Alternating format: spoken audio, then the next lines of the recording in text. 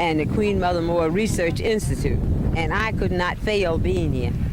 I have lived to see 6 generations of my people, and they all were involved in war. And I have a son that's very disenchanted with the United States. Could you tell me your name and why you came today? I'm Thelma B. Moore, and I belong to the Federation of African People and also the Queen Mother Moore Research Institute. And I could not fail being here. I have lived with 6 generations of my people, and each generation was involved in war. And the Second World War, I lost about 6 members of my family. Therefore, I could not fail being here. And I 100% support each young lady going over the fence and everything she has to do to stop this missile and this crazy war. Now, for the very reason that my son, who was in the Vietnam War, is very disenchanted. He was taught to fuse and defuse missiles. And I cannot have a conversation with him today about the American government. He wants to, and for them to put a human being, especially a black one in this society, is already born disenchanted, and then put him in and teach him how to kill and destroy people, which he knows nothing about, has never done anything to him, while he has enemies at home that he can't even talk back to, that he'll be put in jail. So I do think that this war is a crazy war, and I wish every woman in the United States would wake up and join it and support the missiles going and everything that is that's not for peace to be destroyed. And it is a very crazy, unthought out. It only is to profit the rich and to destroy the poor. And I don't think there's any place on earth that we can hide from this destruction. They can build as many dugouts or many holes as they want in the earth. We can't live in the earth forever. And if we brought the Africans out of the tomb, out of the hiding places to teach them civilization, what our civilization now is running us back under the ground and into the tombs. And in fact, when we brought them out, we did have sunshine and clean water and clean things to live with. But we're poisoning the earth and all the humans and everything that was God created on the earth for man to live by. The war is senseless. I support these ladies 100%, and I hope they never change their mind. And I'll be 78 years old. I also am a company Queen Mother Moore, who was here and is 85 years old. And anything we can do to help them, to give them moral support. We cannot climb the fence, but we'll give them moral support to stop this missile crazy war. I want to thank you. Thank you. All right. Could you tell us why you've come and what you expect to take away from the encampment? Well, I came up for the weekend with my friend Jane because she's been working and staying here all summer, and I have been hearing a lot about the camp as I've been traveling around the country this summer, and I wanted to see exactly what was going on in terms of the people here. And I didn't really come with any expectations of what to take away, but it seems like it's a really uplifting gathering, and I feel that. Do you plan to participate in the action today? I'm going to do the legal action. We're doing a protest that's involving a die-in, but I'm not going to do CD. Would you like to tell us why you've come to the encampment and why you spent the amount of time you did here? Well, I started out in June at the New York City encampment in Bryant Park, and I ended up staying there 24 hours a day and finding that with one more body as a protest against nuclear arms, it made a difference in the energy level. So then I came up here for a weekend, and I ended up staying for a month and a half. And I just found that the energy, and especially the creative energy here, the artistic energy here, was a good way to get the message out that we wanted to stop those missiles.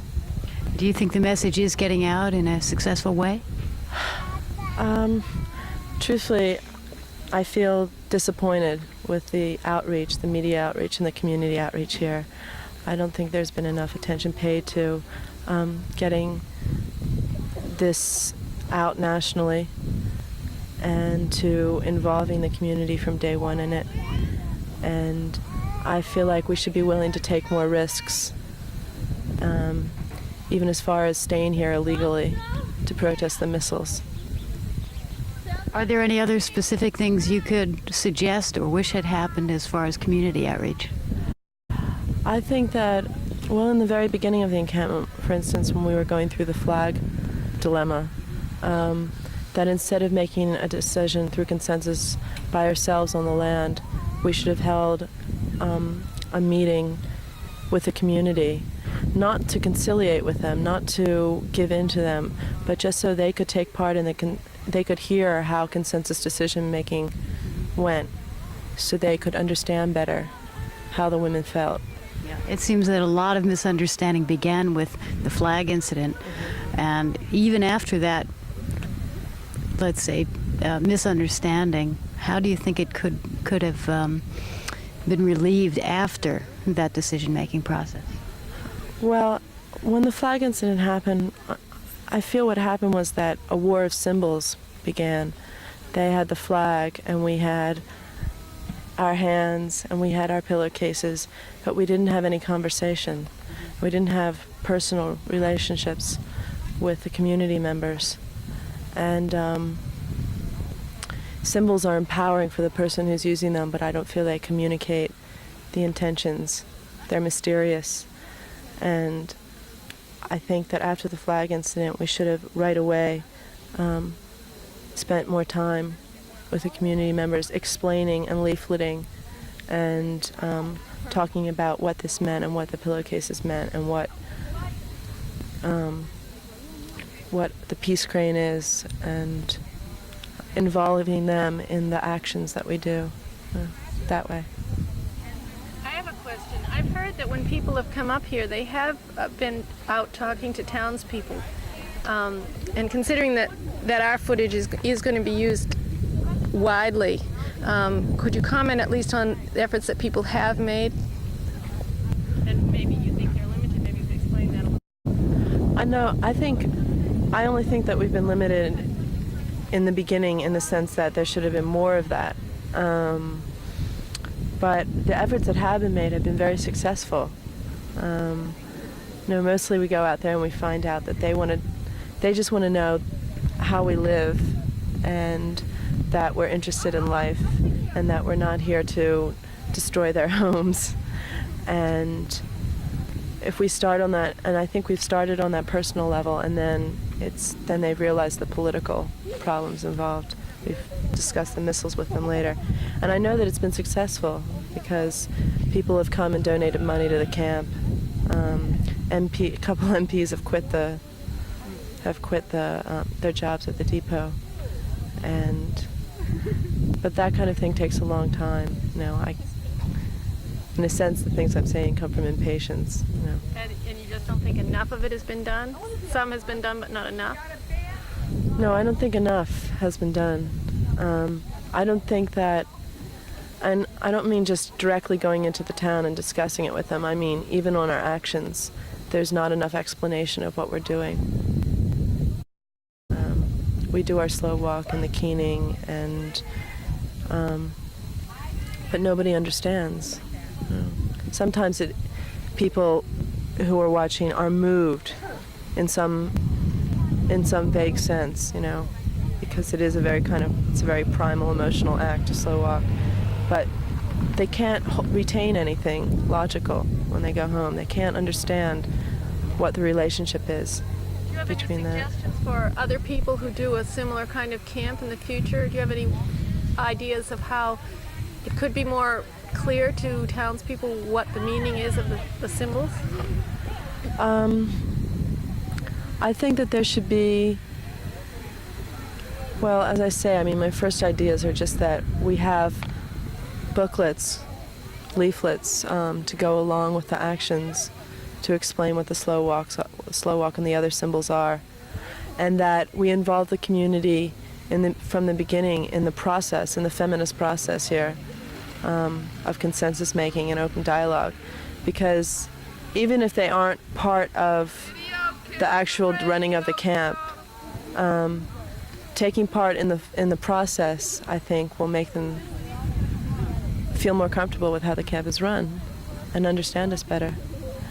It seems that although we may think about the consensus process as reflecting very fundamental democratic ideals, somehow it doesn't translate that way. And maybe, as you're suggesting, actually participating in that kind of meeting is the best demonstration. Well, yeah, and because, I mean, as we see here, just by the act of being allowed to express yourself as an individual, even if you don't have a direct effect, it relieves a lot of tension, it relieves a lot of misunderstanding, just knowing that people are listening to you. Yeah. That you have an equal voice. Yeah. No, that's great. I think that's very good. Thank you very much. Would you like to identify yourself? Sure. My name's Jane Rubin. Thank you. Thank you.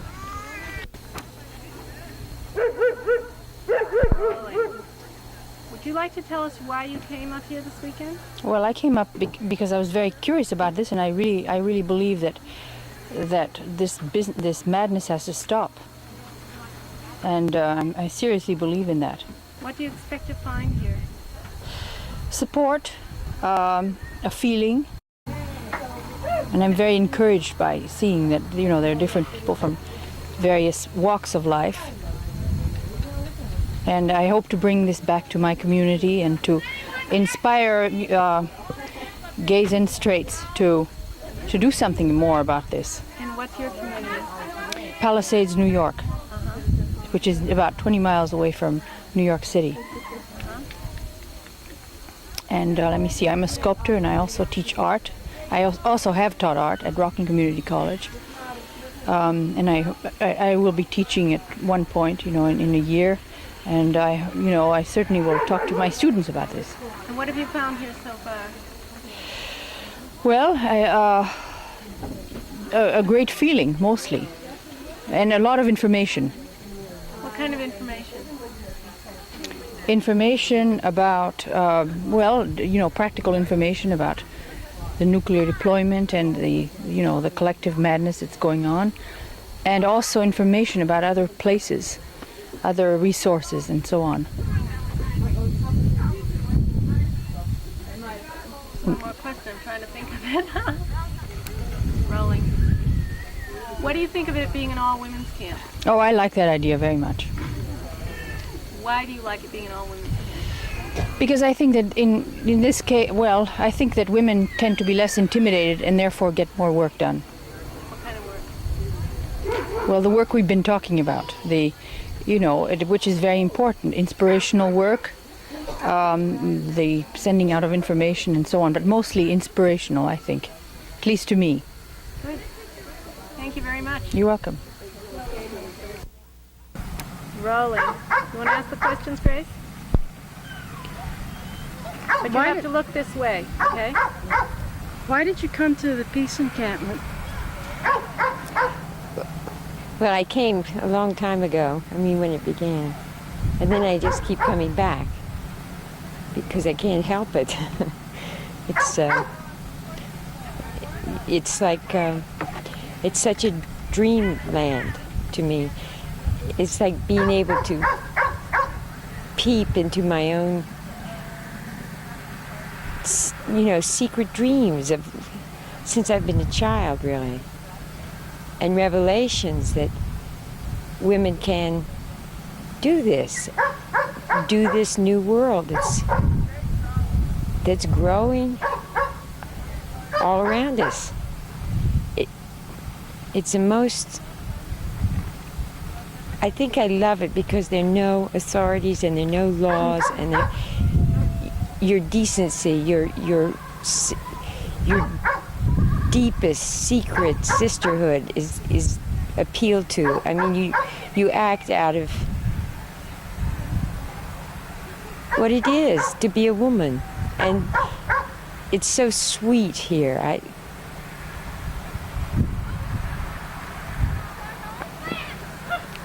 It's just, I don't know, it's so beautiful to me. I sometimes think I'm going to cry because something's actually happening in what they call the material world, which is, a spiritual thing is taking a spiritual world is taking form.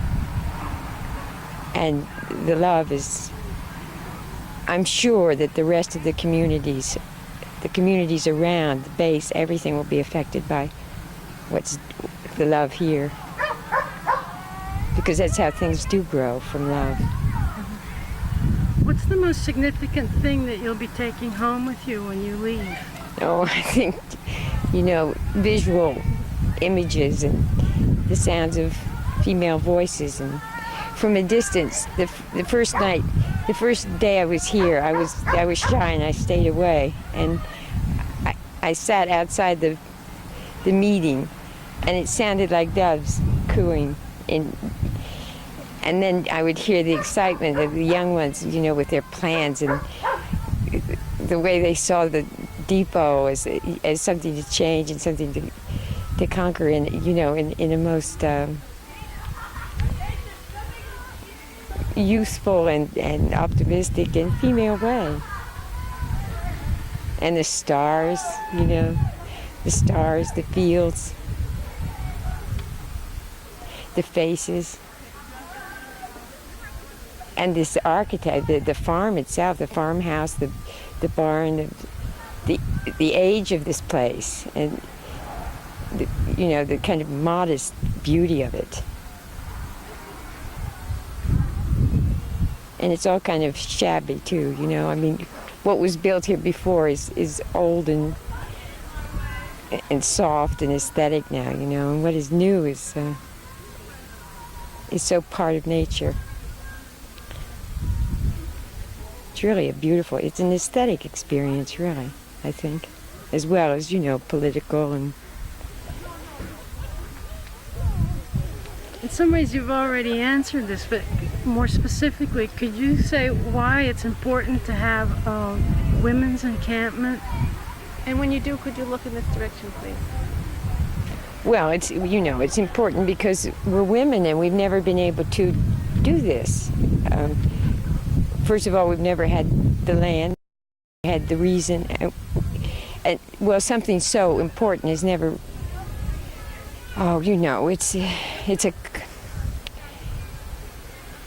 It's a coincidence of all these issues all at once, and it's something happened. I mean, the fact that this is private property, which is the only way it could be in America, without being invaded and wiped out. We'd be annihilated if we didn't have private property. And the fact that we feel safe here.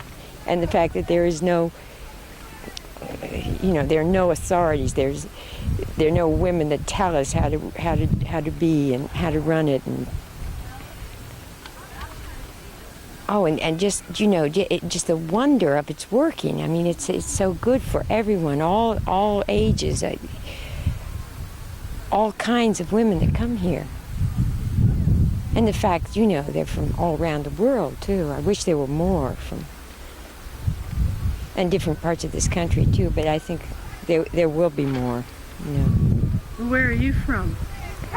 Well, I was born in Ohio. Now I live in New York State.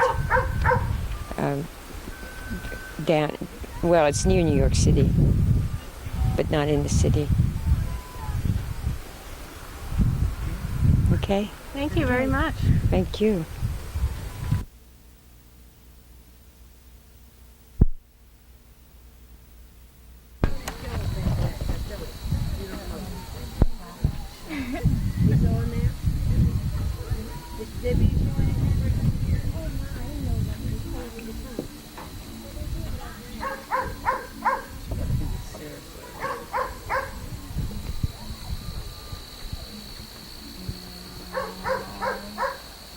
Like that.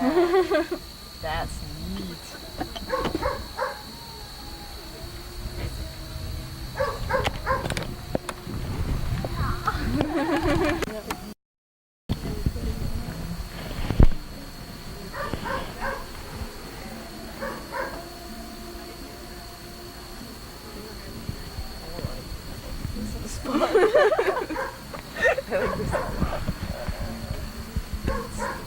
Something darker.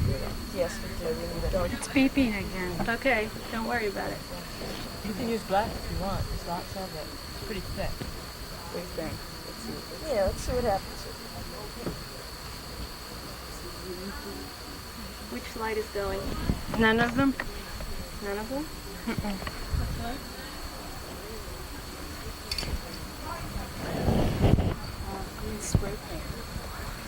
Spray paint. Now this could be an interesting You could do like a stencil. You mean you could put something and then spray around it. Or the sky or something. I didn't know all about this. I spray painted my dresser yesterday. powder mixed together. Lost the way or something like that. I think that's gonna rust.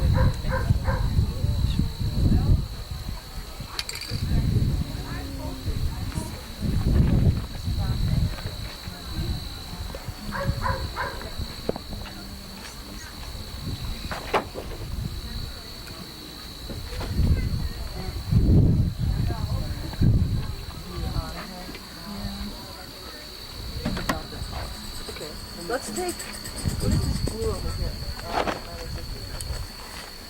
There's a bright